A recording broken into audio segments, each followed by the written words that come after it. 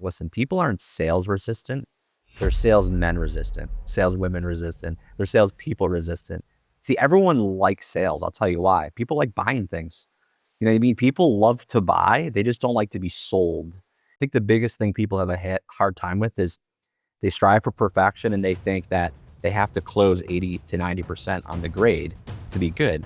Well, in baseball, if you bat 300, you're making millions of dollars a year and you're doing pretty well, but you're out 7 times out of 10. You have to think about it like that. It's normal to have low success rates to be still considered highly successful in sales. So that's how I approach it.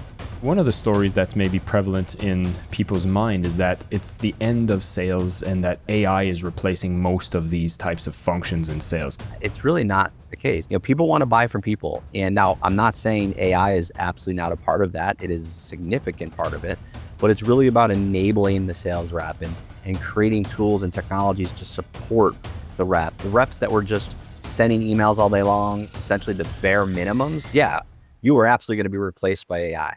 But an SDR or even an account executive that enables and adapts AI into their ecosystem and into their ability and skill set, those individuals are going to replace the salespeople we know of today. Welcome back, everybody, to the Selling with Love podcast. And I'm very excited about today's episode because I'm bringing a man who is in the trenches, in the hardcore sales world, the corporate sales world, and he's training thousands of salespeople across different industries.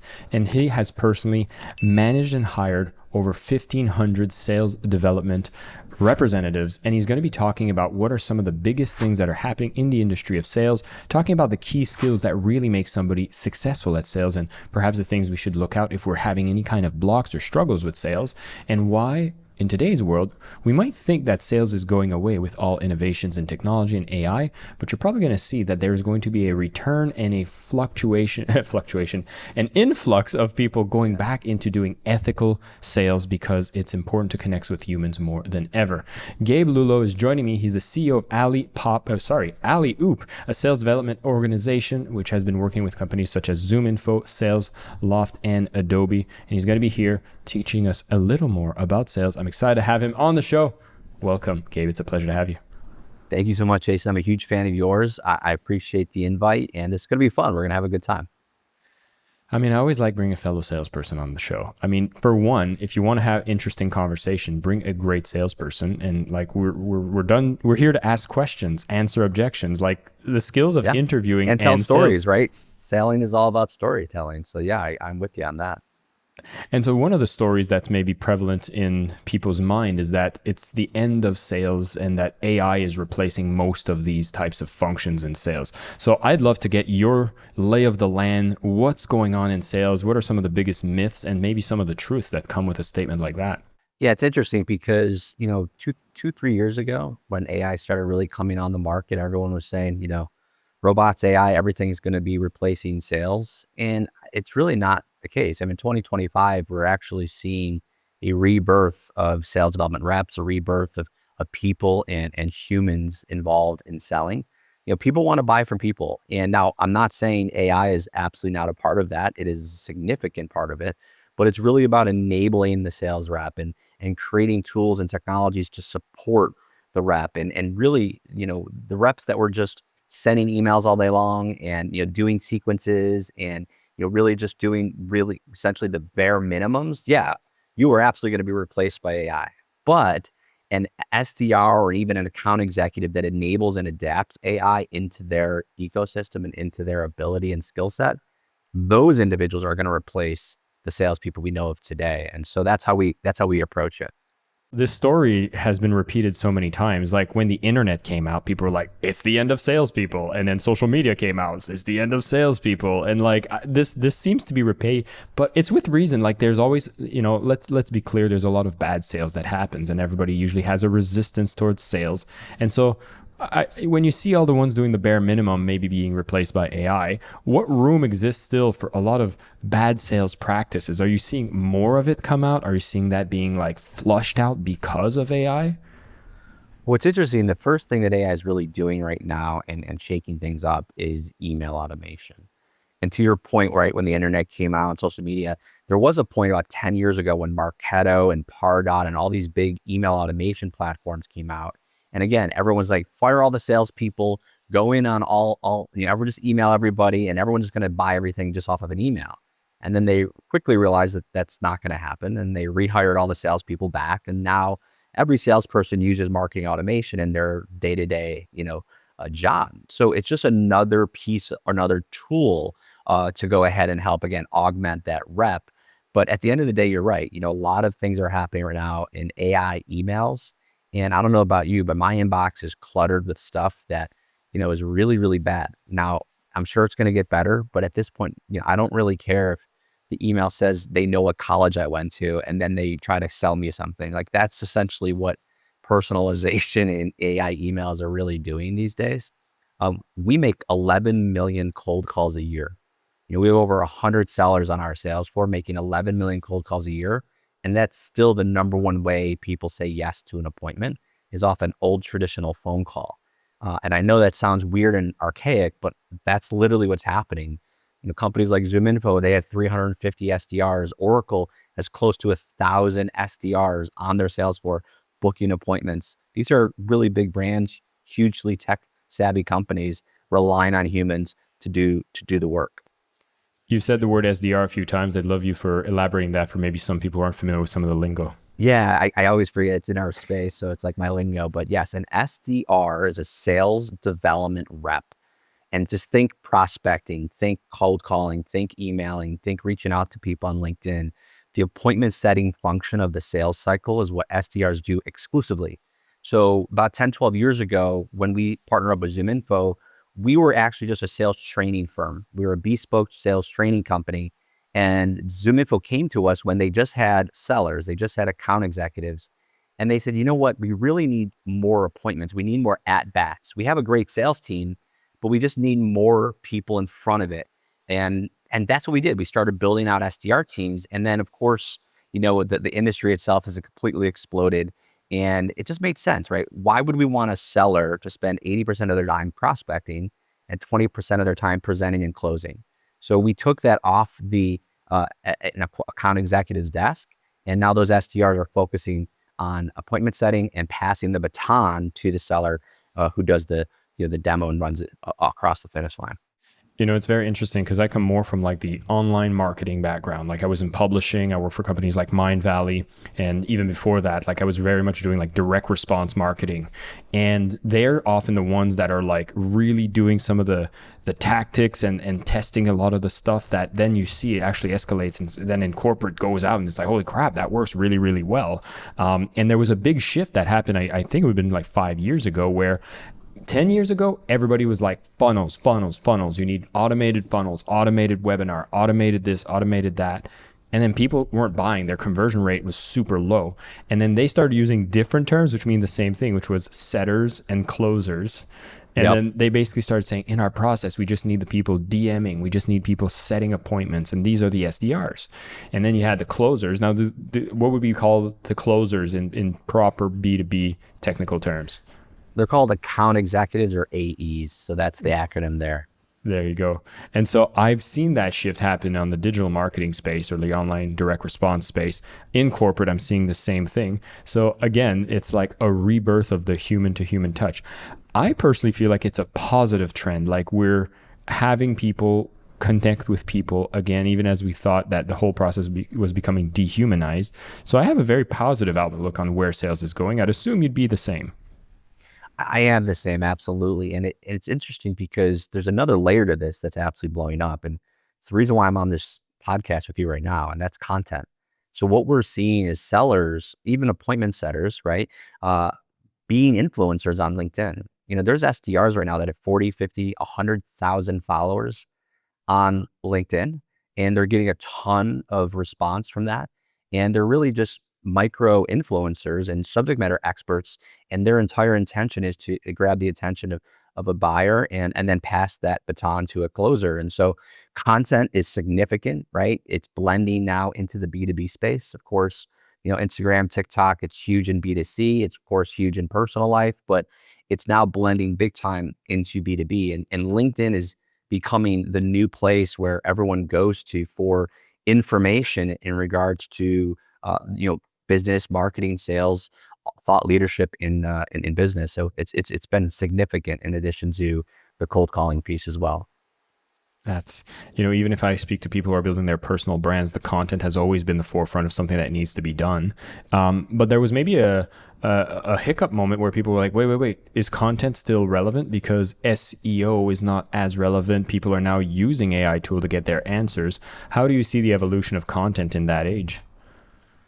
I think it's really capturing the attention, standing out between the noise, right? And it's not about white papers and case studies, which is what everyone looked for when it comes to a sales decision. Hey, can you send me your white paper? Can you send me a case study? Can you send me your deck? I mean, that's not important anymore. People now, they want to go to your content and they want to trust you and they want to know what you're about. I post every single day on LinkedIn. I have probably 800 short videos about just this industry of sales. And we have 60% of our new business is still coming from our appointment setters. We do our own, by the way, outbound. So we drink our own Kool-Aid, but it used to be 100%. And now 40% of our new business is coming from content creation.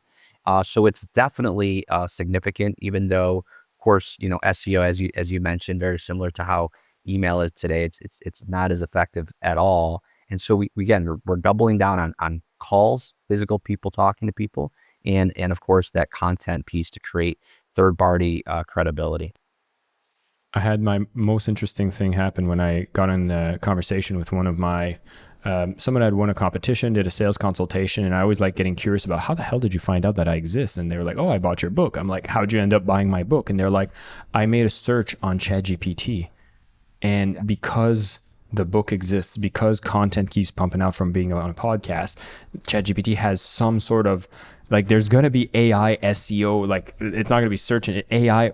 Oh, yeah, I guess AIO, AI optimization, like, Yeah. but that it's still the same thing. It's just if you're actually producing valuable content, it's naturally going to be something that's always a habit to keep doing. And I've had a few conversations with guests about this, but it's like still true, still relevant, more relevant than ever. Keep doing the good stuff. It sounds like you guys are crushing it doing it. So that kind of brings me to a point where I'm like, okay, let's acknowledge sales is here to stay. We're doing it more sophisticated than ever. We got the better tools to help us do it better. So I'd be curious to know, what are some of the pitfalls or still resistances that you see when people are getting into the field of sales that we should be paying attention to? Yeah, I think it's really just leveling up, like more of the same, becoming more sophisticated, becoming highly equipped. You know, a lot of people get into sales with zero to little experience at all in business. You can't go to, college to get a sales degree, and most people who get into sales usually fall into sales for some sort of reason that they didn't plan on. And so because of that, there's a lot of newness there. And I really would tell you, I don't know of another industry that has enough or more content about how to get better at it than sales, right? There's so many books, so many shows, so much content out there you can easily get your hands on. And so my biggest thing when it comes to sellers, especially when we work with a company, because if we handle the appointments, then to your point, they need to close. So we don't do the closing. So we can pass as many leads as we possibly can over to companies. But if they're not capable of actually running across the finish line, we have a problem. And what we're seeing more than ever before, especially with the displacement and the kind of like the shakeup of the SaaS and tech business, is there are a lot of people right now who are still very, very junior in the industry. And I think training is so important more than ever before to level up your game. Do you naturally look like when somebody has, let's say, a leniency towards being hungry to learn? I would say that's probably one of the better qualities to look for in a salesperson. Are there other key qualities you look for in somebody to make sure that maybe this is a great way for them to specialize? Yeah, it's interesting. The number one thing we look for in our interview process is grit and and just that resiliency and that tenacity and the hunger and the desire and drive to run through walls. Because again, it's a performance sport, right? It's a contact sport. And more people you contact, more money you make. Commission is there, and you could do very well financially, but you have to get good. And the reality is, it's not. It's very hard to find that because you don't see it on a resume. You can't find, hey, I am really motivated on a resume. So you have to find that, and you have to interview people correctly to see if that's even there, and then you have to test for it as well and monitor and manage it when you first get them started. So grit and desire, like you said, is by far paramount. But then I call it the 3 C's. You got to be consistent. You got to show up every day. You can't do this ebbs and flows in sales. You need to stay even keel when it comes to your emotions as well. Secondly, you have to be confident to the point where it's almost unruly, but because you're calling executives in my space, and you're calling VPs, directors, CEOs, and these individuals, they have a healthy confidence themselves, right? So you have to talk to them and get them to say yes. So you have to be confident. And then thirdly, you obviously have to be coachable, right? To the training piece. There's ways to do this that are effective, and people have figured this stuff out. So if you come to the table with a chip on your shoulder, there's a difference between cockiness and confidence. You got to be confident, but you can't be arrogant. And so that's what we look for. One thing that might be more particular to the audience profile that usually listens to this podcast is they're often selling their own product and services. And sales is an activity that is necessary for them to be able to get off the ground, get the startup going, be able to talk to these people. And that confidence piece often is a big roadblock, especially if they're new to the industry. They don't have the case studies yet, and they're even. It's not even like a lack of confidence in the sales process, but it's even a lack of confidence in the entrepreneurship experience in general. They're green, and so I'd be curious to hear from you. Like, do you see confidence as something that's trainable? Do you see something that's inept into people? And like, what are some of the ways you've seen people really rise up to their level of confidence? Yeah. So what founders and owners of new companies have that sounds like confidence, but it's different, is passion, right? They have a conviction and a passion about whatever it is they're bringing to market. They truly believe in the offering, the service, the technology that they've either built or thought of or invented, and they're excited about that. So that is definitely a level of confidence. Now, when I say confidence in sales, is knowing what to say back to someone who says something to you. My grandfather taught me a long time ago, like, hey, Gabe, you got to know all the exits when you go into a room. And the reality is, like, the reason why that's confident is because you know what to do if something happens. And so when I say confidence is, listen, there's a handful of things people will ever say to you. This costs too much. I have something in place. I'm not that interested. Send me an email, right? I'm all good. Like, there's like 7 to 10 things that people will say to you, no matter what you're selling. So if you can get good at knowing what they're going to say, and most importantly, knowing what to say back, which is 100% trainable, right? That's where that confidence comes in when it comes to building business, acquiring revenue. But if you're a founder, if you're a CEO, and if you're starting a business, it's your business, you already have half the battle, which is the passion of what the product is. How much you encourage the founders and even the people that may be more technically inclined, more passionate about the product and the sale of the product? How much do you encourage them to develop skills in sales? Yeah, it's interesting. We hear that all the time. A huge portion of our business are founder-led sales companies. And they come to us and they said, listen, I tried to do this by hiring a VP of sales and it didn't work out. I said, well, the problem is you hired a VP of sales. See, that's not day one. You don't do that when you're brand new. And here's why. VPs of sales, here's what they want to do as soon as you hire them, is they want to then go build a team, right? They don't want to go sell. They're a VP of sales. They're not an individual contributor. They want to go build a team and spend more of your money, Mr. Founder. So what you want to do is you want to, get setters. You want to get people who are more on the junior of the pay scale and get people in front of you. And yes, I know you're not a salesperson. You're a developer and you created the software. And the last thing you want to do is talk to people. But you have that passion, you have that excitement, you have that understanding of the product, and you want to go ahead and then have that story and get again, see the people tell the story. You want to get in front of those people, and we can go ahead and do that. And then once you have revenue, then once you have product market fit, which is most important, and then once you know what your ideal client profile is, which is companies that you really can solve their problem, then you can start building systems in place that VPs of sales can come in and take over. So that's why we encourage them, again, it's not a plug, but encourage them to start with an outsourced team, no different than you would start with an outsourced accounting team to do your books, or an outsourced HR team to do your hiring, or an outsourced marketing team to build your website. It's okay to bring an outside help to build your sales engine, and then you can take it over and build it in-house and internally from there. I love that recommendation because it forces people to think what would need to be in place to be ready to outsource something and to afford a larger commitment that could be, or a fractional commitment at the same time. But it's like, what eggs need to be in order before I can go start making that omelet? And one of the things I might be curious to know, because there's obviously some people that might reach out to you and often they're not ready. And so I'd be curious to know, what are those typical ways that somebody would not be ready to hire an outsourced sales team, booking their appointment filled in calendar, so that it gives us clues on what are the things we should focus on to get ourselves ready. Yeah, it's interesting. We like to say yes to everybody, and we've come up with programs that really allow people who may think they're not ready even to work with us. And I'll give you one example, and then I'll answer your question. Is, a lot of founders come to us and say, we need funding, but I need to understand what the market fit looks like. I need to understand what my competitors look like. I need to understand what the best features are right now. And what more, the better way to do that than go out and have conversations.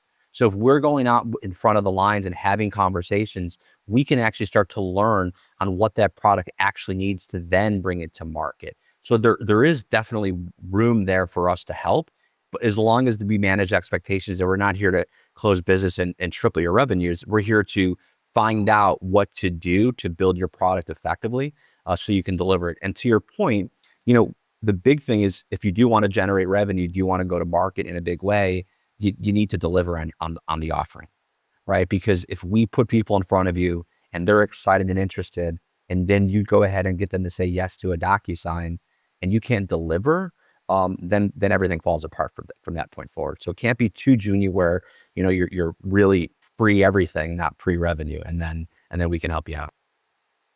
Nice. You work mostly in the tech field, or do you often work with people that are not in a technology space? And what does that have a significant difference? Yeah, it's all business to business. So it's not tech. We started in tech for sure.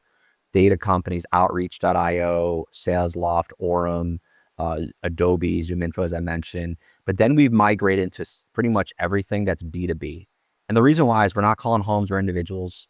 We're not selling, TV services, or we're not selling, more consumer-based products. We don't do, product-led growth or trials or anything like that. We're working in B2B, but that can mean professional services, that could be sales training, that could be staffing companies, that could become franchise opportunities. So we definitely work. We have a commercial cleaning company, huge commercial cleaning company, and we're calling, businesses to get their, proposals and quotes and RFPs set up. And on the other side, we have Ingram Micro, and we have 8x8, and we have Peloton. Literally, we're calling hotels to get Peloton into hotels. So as long as there is a business to business approach and there's an appointment that leads to a demo, then an SDR can absolutely find its way in that sales journey. We can support it. Would you have something that would be maybe a caveat to take into consideration if someone is doing B2C sales? Because a lot of my audience might be selling things that would be around personal life. Maybe it's coaching services, mentoring, and personal support, fitness instructors, etc. Do you find that there's maybe some of the things we've talked about that we should be like, oh, actually, if you're in the B2C space, maybe some of these don't apply? Yeah, you really want to look at full cycle sales. And what I mean by that is, when you're in a professional services that's very, very niche, and you're doing like a professional development or personal training, or what have you, the sellers should also be able to deliver on the product, right? So we had a business that we just really didn't see a fit for us, and they had 22, professional, personal coaches and mentors in health and wellness and fitness, and they want to hear from the expert right away. It didn't really make much sense to, get an appointment and then go ahead and do a consultation and then go ahead and talk about a business plan. It was more of like, hey, I'm the actual product, right? And if you're the actual product, then it makes more sense to take it through the entire sales cycle. And that's where I think content really, really resonates, especially in those types of industries where it's more of a marketing play, and then you're approaching it with an inbound play for sure. One of the things I've noticed, especially in an economy that's shifting right now, people are maybe holding on to their wallets a little tighter, is if you are in Yep. the B2C space and what you're positioning your product to be is kind of a nice to have, a convenient thing, it's not having as much success. And there's a lot of times that you want to kind of take a B2B approach and think about like, okay, what's the ROI? How do you make a business case out of selling this service? And so maybe if people are trying to transition out of that, have you seen some examples of how to bring your product to be something that's considered more of a B2B approach and if that's more effective? Well, I think it's using B2B tools and B2B methods in a B2C world, right? And so we were talking about AI, like we can use AI technology for great messaging and copywriting. We can use it for videography and cutting for content creation. We can also use it for email, like we talked about before. There's a lot of email opportunities there. And so for instance, we can also do cold calling, but at the end of the day, that's a really big expense and the ROI may not make sense. When you're talking about physical humans, I mean, think about that's payroll, which is the biggest expense in most cases. And that's where it starts to get costly. So the ROI really needs to be there, or it is a very high demand product and you're getting inbound. And it does make sense to have a team qualifying those leads before it gets to the right person's desk. So yeah, that's how I would approach it from a B2C world. Then would there be some level of truth to the fact that in the age of AI, we're seeing a lot less needs of salespeople in the B2C space, and it's just you have to be a high performance B2B seller so that it still makes sense? Yeah, absolutely. Like again, smaller transactional, low ticket item, low account, annual contract values, transactional sales, for sure. That's where AI is going to live. I need 3 or 4 questions answered. An AI agent can answer those questions. Then you go right into a self-serve opportunity to sign up or to buy. Yeah, that's where AI is really making a lot of impact right now. But if you're going to buy a $200,000 ERP system to run 16 factories or something like that, then yeah, it's going to be people involved. Yeah, this is so in line with what I've seen in the industry for like people selling educational products that are more for the personal side. That there's a big movement away from selling low ticket. Everybody's talking about how to sell high ticket because the math doesn't work anymore. And I do see how it's so much more interesting to look at these B2B opportunities where the numbers, it's like high ticket, oh, 5,000. That's a cute way of looking at high ticket. Let's put a couple Yeah. zeros on there to see what this real high ticket stuff looks like. And that's where the B2B world is. I feel like most individuals are not exposed to high quality sales that happens in B2B because it's not something like you'll encounter. Like most of our experience of what sales is walking through a mall and somebody trying to sell you a cell phone plan. And I find that's very unfortunate. And I'd love to extract from you a sales story, like a beautiful sales story that can really help people understand that, hey, when you actually get into these more sophisticated sales cycles, you start having all the right qualities be in place of somebody that's transacting human to human. Yeah. I mean, it's as simple as this. You have to solve a problem, and then you have to understand what the problem is by asking very poignant questions to determine what that problem is to then hopefully solve it. And I'll give you the example. There's a gentleman who's a good friend of ours. He's also a client, and he wrote a book also. It's called Gap Selling. His name is Keenan. It's a very famous book. And he was a sales guy and he realized, there's a gap, and the gap is I have to go from here to here. And in that gap, there's a problem. And whatever that problem is, that's how we have to cross that bridge to get to a solution, to get to a deal. Right. And so he figured that out and wrote a great book about it. But he's also a client of ours. So to your point about professional services, we book appointments for him to go in and train huge sales teams. His annual ticket item is like I said, many, many, many, many zeros on that for him to even think about going to it. But it's about uncovering what the problem is and figuring out what that is. And that's why humans are so important in the sales process. Because it's like, again, cross-examination in in a courtroom. Like it's about a lawyer. Would you want an AI bot to be your lawyer? Probably not, right? So, you know what I mean? So when that is stuff is on the line though, like that's what this is all about. These are huge dollar figures that are on the line. So I would say that's a great example of what to do and why sales is so important, and a good story about him and what he's been able to accomplish with that exact problem solving method of sales. This is the thing I love the most about having conversations with great salespeople is, I get reminded and given examples of how great sales looks like, how it's done. Because it's fun to laugh at sales culture too. I mean, let's say that we all have our little shadows as well. But at the same time, when I look at the fundamentals, when I hear about the success stories and I hear the advice that's coming from everyone across the board, which usually comes from people with a lot of experience in the B2B world, it's like we have 2 ears, one mouth. We have to listen more than we speak, where it's about solving problems, caring for people. And this is what I'm trying to bring to the masses, so that we don't have this like sleazy used car salesman mentality of what sales is all about. And these are some of the key ideas that I know you do in your training and you work with your SDRs. So going into that, I'd love to see if you have some great takeaways for people that are out there and they're doing their own sales and they want to be able to get some little applicable reminders and ideas that they should take away from this podcast that can really help them be more effective in getting people's attention, booking some powerful appointments, and making the revenue go up. Yeah. By the way, I love that you do this podcast, and it's so important to the community. And I'm glad you brought up used car salesmen. Now, nothing against them.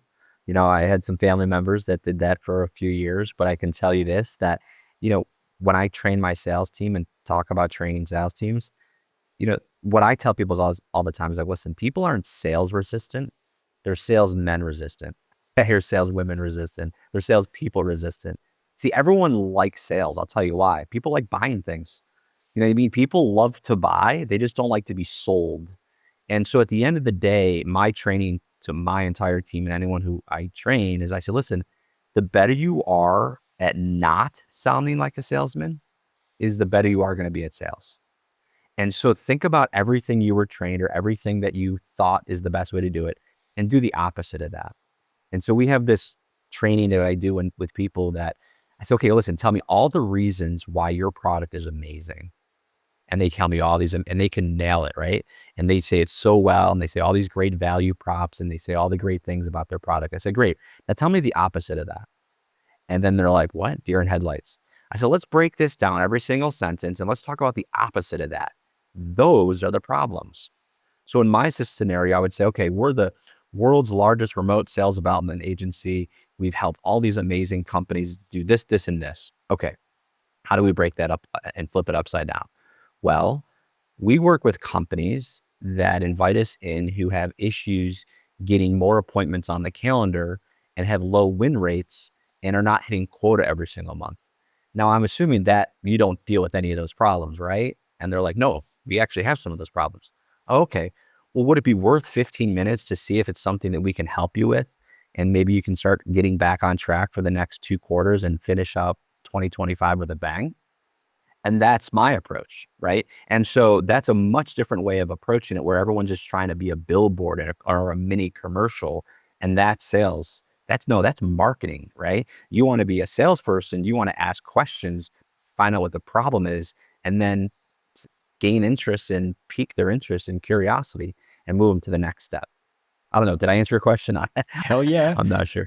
Okay. No, this is exactly it. It's just like whatever you think is the big thing that you do amazingly, think about the opposite state of that. And that'll be probably a better way to lead the question in to see if they need your product or service. Deal. Done. Exactly. I want to ask on one more topic here, which is you talked about the need for grit. You mentioned it lightly at the beginning. And I want to speak about one of the big aspects of sales is that sales is not easy. I think there's a lot of emotional regulation that's required, a lot of mindset. And God, I've had debates with people. It's like, is mindset overemphasized for success in sales? And it's like, no, it's actually underemphasized. There's so much emotional grit. Oftentimes I take a joke on people where it's like, hey, when I see people are A students in school, it's tough to get in sales because success could look like a 30% grade on a test if you're closing that many. And so I wanted to speak about that psychological toll, that aspect of dealing with so much negativity, rejection in the process of being in sales. And what's your usual advice for people who might be struggling with that? Yeah, it's interesting. So I just started my own podcast too. And I've been on guests and I've been doing the podcast circuit for a few years. And I said, you know what? I'm going to do one too. And mine is called Do Hard Things. That's the name of my podcast. And the reality is, and the reason why it is that is because, I grew up in upstate cold Buffalo, New York. And for those who know the area, it's cold. It's 3 seasons, July, August, and winter. Okay.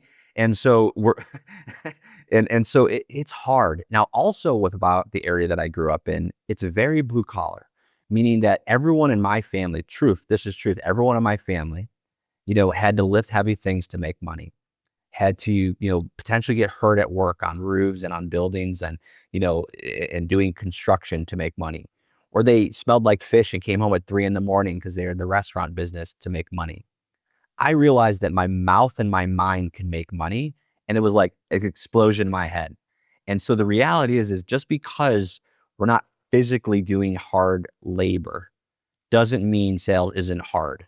And so when I interview people, I'm interviewing people who are usually in sales and marketing and came through the dumps and started in humble beginnings, but most importantly, rose to the top and are multi seven figure earners, all because they learned how to sell. And it's hard. It is hard, but it's also normal. And I think the biggest thing people have a hard time with is they strive for perfection and they think that they have to close 80 to 90% on the grade to be good. Well, in baseball, if you bat 300, you're making millions of dollars a year and you're doing pretty well, but you're out 7 times out of 10. And so, you have to think about it like that. It's normal to have low success rates to be still considered highly successful in sales. So that's how I approach it. Gabe, I just enjoyed this conversation so much, and it brings a great perspective into the world of sales. And for those who are listening who are like nowhere near B2B sales, like I would definitely keep an eye and an ear open around the concepts that happen there, because what you will see are more sophisticated, more mature, and just much better tested methods of sales that you can definitely learn from, emulate, because hey, when there's millions of dollars, hundreds of millions of dollars at stake for these companies, they don't mess around with the place that gets the revenue through the door, and that's through a sales process. And so I love what you're doing, Gabe. I love the fact that you're bringing these SDRs into these companies and helping bring back the humanity into sales. And I'm excited about you bringing the word forward in a powerful way to really make sales a beautiful thing that I'm advocating for. I know you're advocating for, but I'm not going to let you go before I ask the one question I ask all my guests on the show, which is, you're on the Selling with Love podcast. So what does selling with love mean to you? Well, I think it's really about being passionate about your why and knowing why you're doing it. When I was young, I was like, I just want a nice car. You know what I mean? I just want to be able to go on cool trips. And I was very money motivated. And the way I sold was not the way I sell today. And I don't even like the person I was when I was 23 years old selling, because it was all about the commission. But today I have an 11-year-old daughter. I have a beautiful wife. I have a mom. I have a sister who can't work anymore due to like an injury. So it's like I have people that that are responsible for, and I love very, very much. And so that is my reason to do what I do and work every day. But more importantly, I have a huge company and a team of people that I'm watching see success. And my job is to work for them. So like my sellers, my closers, my guys and ladies who are closing deals, I tell them every single day, okay, guys, tell me what to do. What do you need me to do? Do you need me to call that person? Do you need me to follow up with that person? Do you need me to send that note? Do you need me to connect with someone on LinkedIn? Like my job is to serve them. And I think that's super important. And I think, service to many leads to greatness. And the more you can help, people get what they want, you can have everything you want. So I think that's what sales is all about. My guy, Gabe. Fantastic conversation. I love everything you're about. I'm very excited we had you on the show, and all the best in the scaling of your company and in the support of the companies you serve. And thank you for the message, the wisdom, and I look forward to our next conversation. Thank you, sir. Appreciate being here. Thank you so much for listening to the Selling with Love podcast. We have some previous episodes you can tune into right here. And if you prefer the short form content where you get to the point in under 10 minutes, we do have a ton of clips from our best episodes that are being shared on this channel as well. So pick which one supports you the most. And of course, thank you for liking, subscribing, and of course, selling with love.